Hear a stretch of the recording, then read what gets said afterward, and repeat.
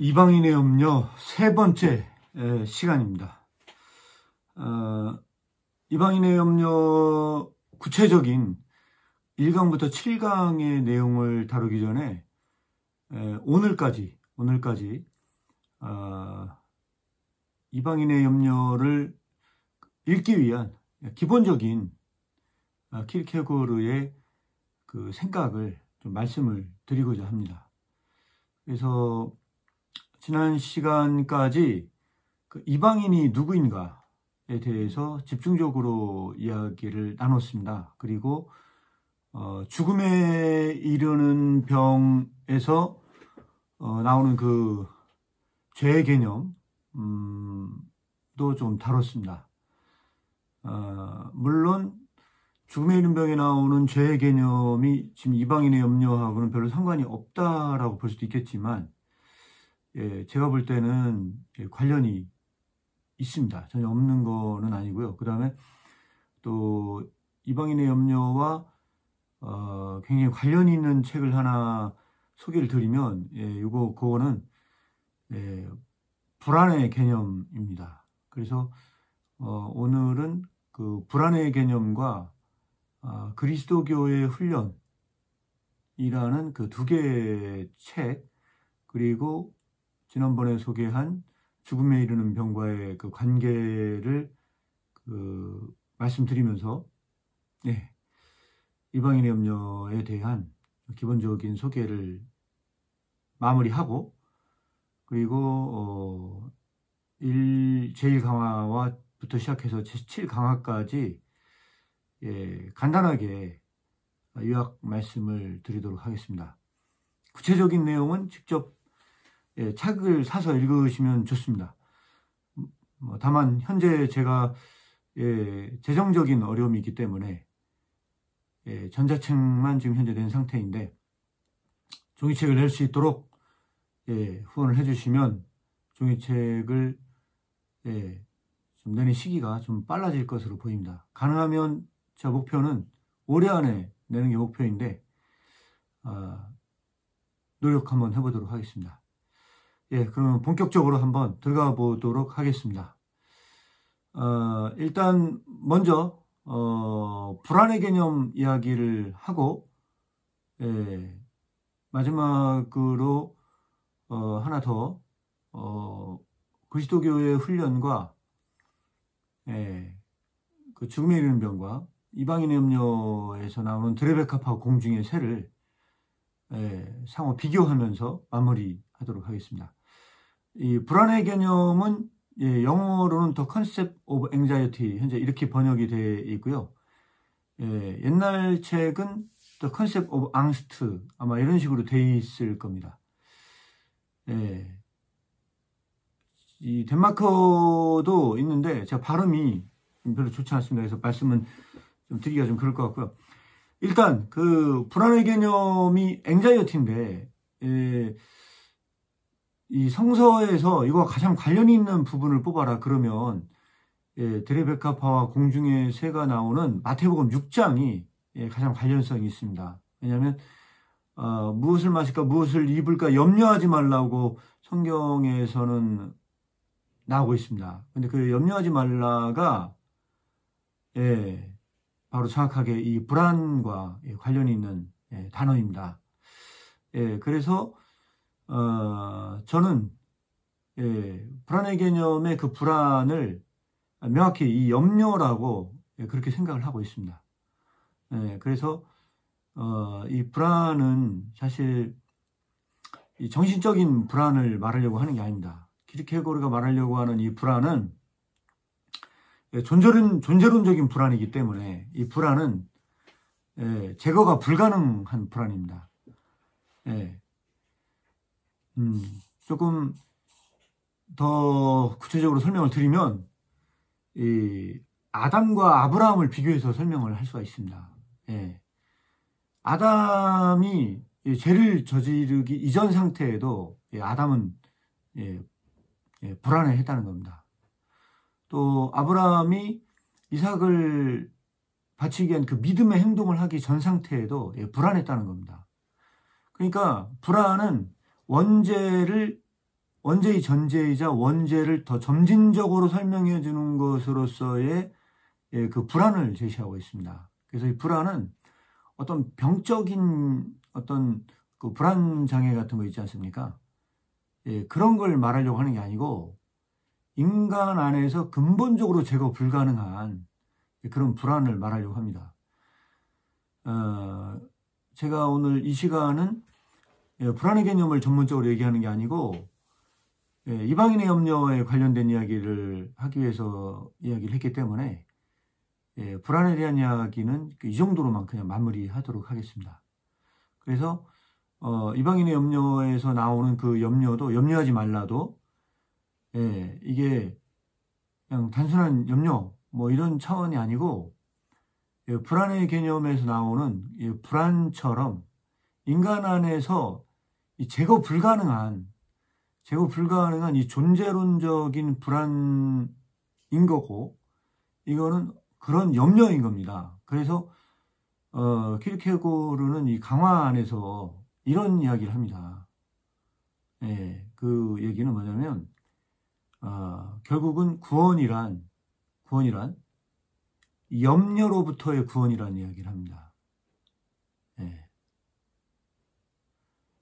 불안의 개념의 맨 마지막 장에서는 이 불안으로부터의 구원을 말하고 있습니다.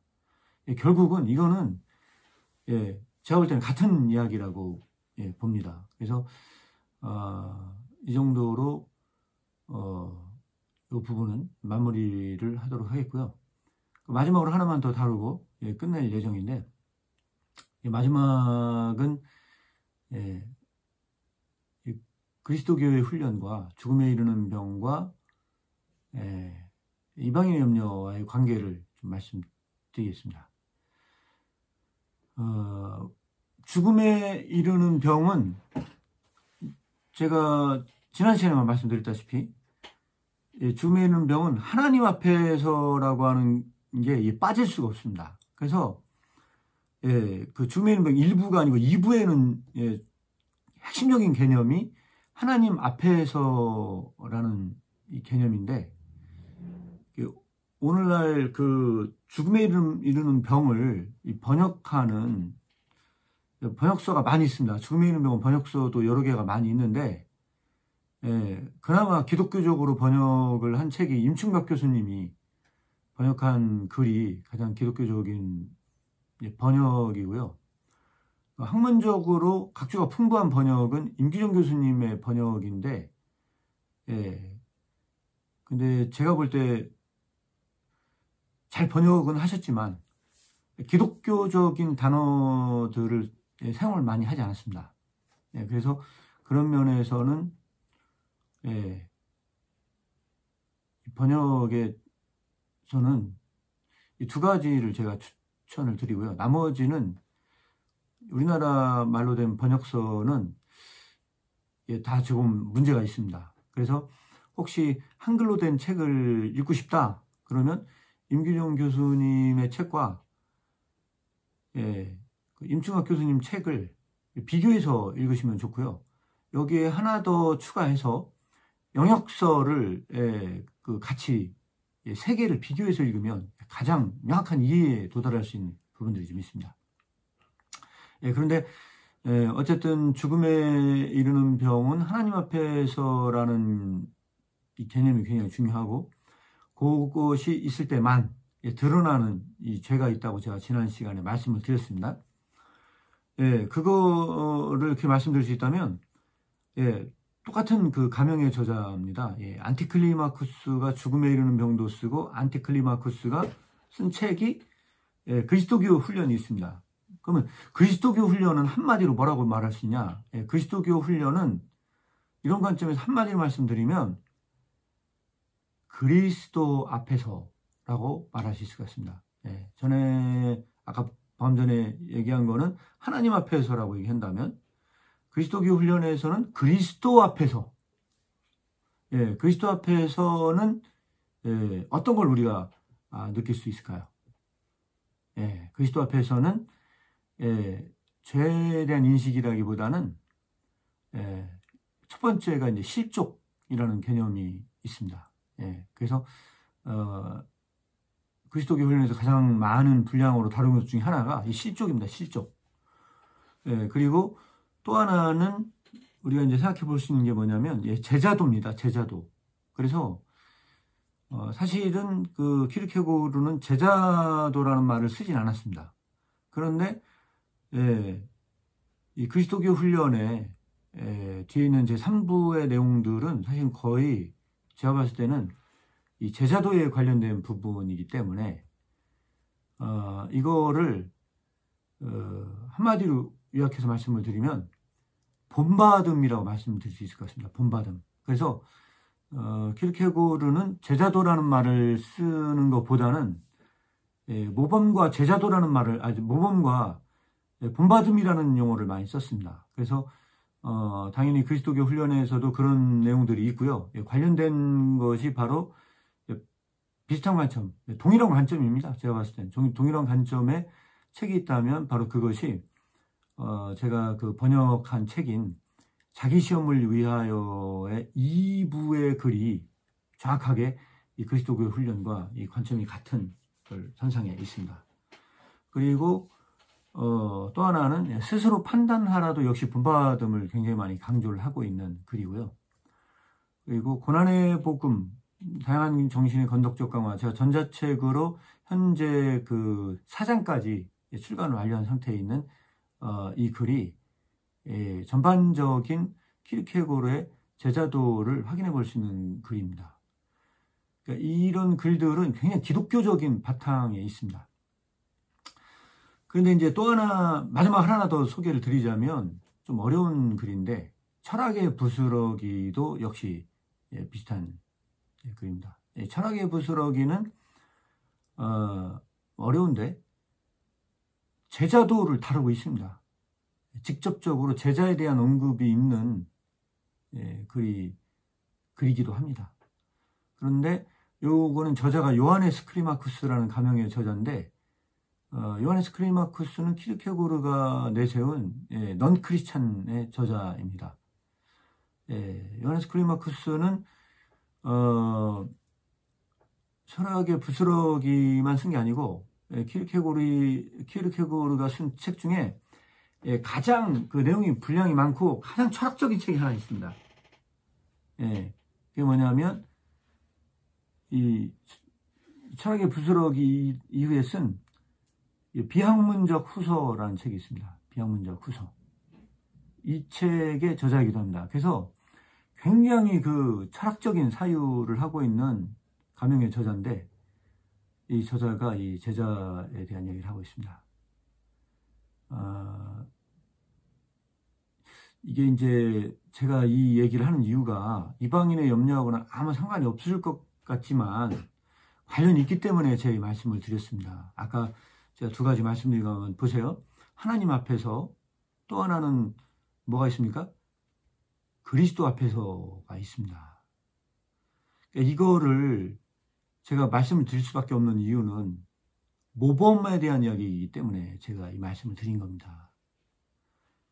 여러분들이 산상수훈을 다시 한번 읽어보시기 바랍니다. 산상수훈 마태복음 5장 마지막 절에 뭐라고 얘기하냐면, 너희가 하나님의 아버지의 완전하심과 같이 너희도 완전하라, 이런 얘기를 합니다.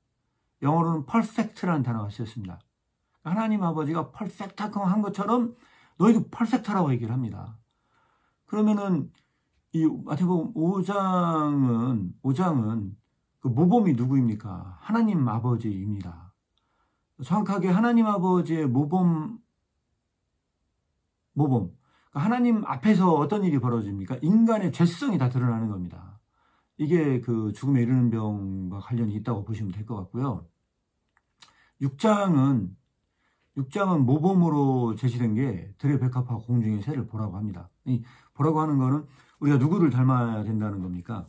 드레베카파 공중의 새를 닮아야 한다고 보는 거거든요. 그러니까 드레베카파와 공중의 새를 모범으로 갖는다는 게 굉장히 중요한 의미를 지닙니다. 그래서 이거를 오늘 설명을 드리고 마무리하는데 가장 중요한 지점에 들어섰습니다. 최대한 간단하게 설명드리고 끝내겠습니다. 아까 하나님 아버지 완전하심과 같이 너희도 완전하라고 하는 거는요, 그 어렵죠. 굉장히 어렵습니다. 어느 정도 어렵냐면요, 이 버트란드 러셀이 나는 왜 기독교인이 아닌가라는 책에서 이 산상수훈을 언급을 하고 있습니다. 그러면서 기독교를 굉장히 안 좋게 비판을 하고 있는데, 그 중에 하나가 지키지도 못할 윤리를 만들어 놓고 지키라고 하는 종교가 기독교라고 얘기를 하고 있습니다. 그러니까 산상수훈을 지킬 사람이 한 명도 없다는 겁니다. 근데 버트란드 러셀은 기막히게 기독교의 본질을 잘 본 겁니다. 제가 봤을 때. 버트란드 러셀이 그 얘기가 맞는 얘기입니다. 예. 여러분, 산상수훈의 5장을 버트란드 러셀이 고민한 것만큼 고민하면서 신앙생활을 하면 참 좋습니다. 왜냐하면 율법보다 복음은 훨씬 더 엄밀하기 때문에 말씀을 드립니다. 율법은 그냥 살인자를 죄인이라고 얘기합니다. 근데 복음은 마음으로 사람을 미워한 자는 다 살인자라고 얘기합니다. 이 복음은 마음의 음욕을 품은 자는 다 간음한 자라고 얘기를 합니다. 그러니까 이 복음이 훨씬 더 엄밀합니다. 그게 마태복음 5장입니다. 5장. 그래서 마태복음 5장은 좋은 소식이 아닙니다. 마태복음 5장이 굿뉴즈라고 할 만한 것이 없습니다. 왜? 이 굿뉴즈라고 하기보다는 이걸 다 지키려고 하면요, 불가능합니다. 인간적으로 불가능한 거를 지키라고 얘기를 하면, 굉장히 잔인한 얘기입니다. 그래서 이 복음에 잔인성이 숨어 있습니다. 그래서 이런 얘기들은 이 스스로 판단하라에서도 실족으로 얘기를 하고 있습니다. 복음의 실족입니다. 복음의 실족. 복음의 실족은 복음이 너무 잔인해서 이걸 믿을 수가 없는 겁니다. 그래서 차라리 이런 잔인함에 이 웃고 있는 잔인함에 머무느니 차라리 내가 율법을 지키는 것이 낫다. 이게 바로 이 복음의 실족입니다. 그래서 이런 지점에서 이방인의 염려의 위치를 정하기 위해서 제가 얘기를 꺼냈습니다. 그러니까 이 하나님 앞에서는, 이게 하나님 앞에 섰을 때 이 죄성이 드러날 수밖에 없는 부분이 있습니다. 인간의 죄, 드러날 수밖에 없는 그런 부분들이 있는 반면에 예수님이 이 산상수훈을 말씀하셨잖아요. 그리고 예수님이 어떤 길을 걸어가셨는지 본다면 어떤 결론에 이르게 되겠습니까? 여러분, 예수님이 하나님 아버지 완전하심과 같이 너희도 완전하라고 얘기를 해놓고서, 야, 너희가 내가 어떤 삶을 살았는지를 보고 다 나를 닮아라 하고 예수님이 자기 자신을 어떤 행위의 모범으로 제시했다고 한번 생각해 보시기 바랍니다. 그럼 인간에게는 어떤 일이 벌어지겠습니까? 그래서 제가 전자책 서문에서 무슨 말씀을 드렸냐면,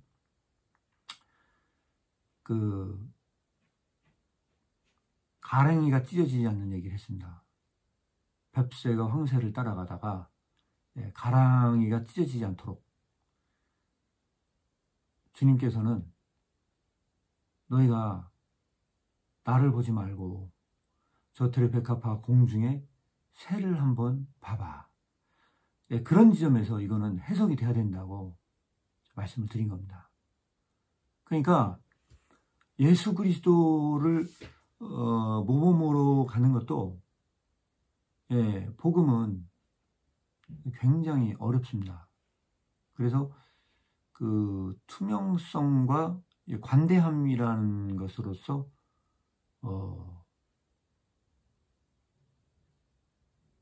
이거를 본문에 제가 해제에 쓴 겁니다. 제가 해제에 쓴 내용을 집중적으로 설명하지는 않겠습니다. 벌써 제가 생각한 시간을 초과했습니다. 짧게 찍으려고 했는데 벌써 20분이 됐기 때문에 마무리하겠습니다.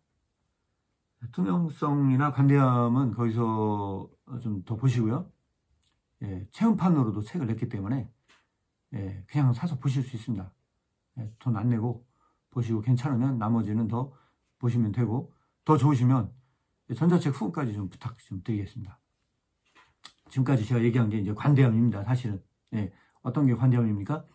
5장과 6장 사이에 예수 그리스도라는 모범보다 세아백합을 모범으로 제시했다는 것 자체만으로도 복음은, 그것이 바로 복음의 관대함이고요.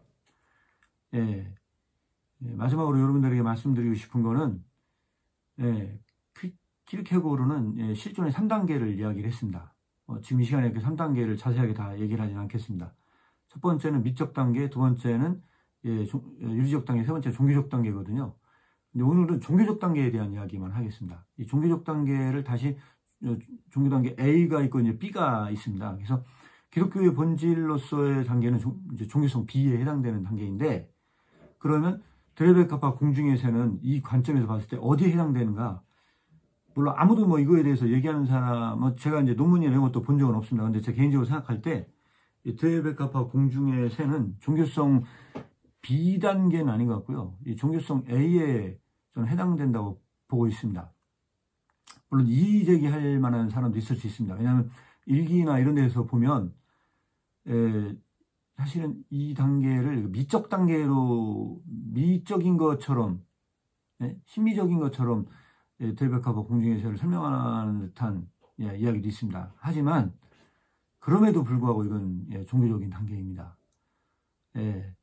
이거는 좀 깊은 설명이 필요합니다. 그래서 이 시간으로는 시간이 너무 길어지고요. 제가 다음에 시간적인 여유를 내서 한 번 더 말씀을 드리겠습니다. 여기까지 말씀을 드렸고요. 어쨌든 전반적인 큰 영역에서 드레베카파 공주의 이방인의 염려는 그 위치를 정할 때 가장 관대한 영역에 있다는 것, 이거로 결론을 짓습니다. 그리스도교 훈련과 죽음에 이르는 병은 가장 그 기독교의 이상성에 가까운 영역에 있다고 보시면 될 것 같고요. 그 점에서 이방인의 염려는 약간 그 영역이 이거보다는 좀 떨어지는 영역이다. 이게 결론입니다. 그렇기 때문에 이방인의 염려를 한번 본 사람은 참고로 살펴야 될 부분이, 고난의 복음을, 제가 번역한 글 중에서는 전자책에서는 고난의 복음을 꼭 확인을 해보셔야 됩니다. 고난의 복음은 제가 봤을 때는 이거는 종교성 B에 해당되는 그런 글입니다. 키르케고르가 제시한 마지막 종교성의 단계에 있는 그 글이 바로 이 고난의 복음입니다. 그리고 이 부분은 당연히 안티크리마쿠스가 쓴 그리스도교 훈련과 관점이 같다고 보시면 됩니다. 오늘 이 정도로 이방인의 염려 서론적인 설명을 마무리하도록 하겠고요. 다음 시간은 이방인의 염려 제1강화에 대한 간단한 개론적인 소개로 마무리하도록 할 예정인데, 가능하면 10분 안에 끝내려고 하는데 될지는 잘 모르겠습니다. 제가 가능하면 10분 안에 마무리하도록 하겠고요. 궁금하신 분들은 직접 읽어보시면 됩니다. 오늘 여기까지 마치겠습니다.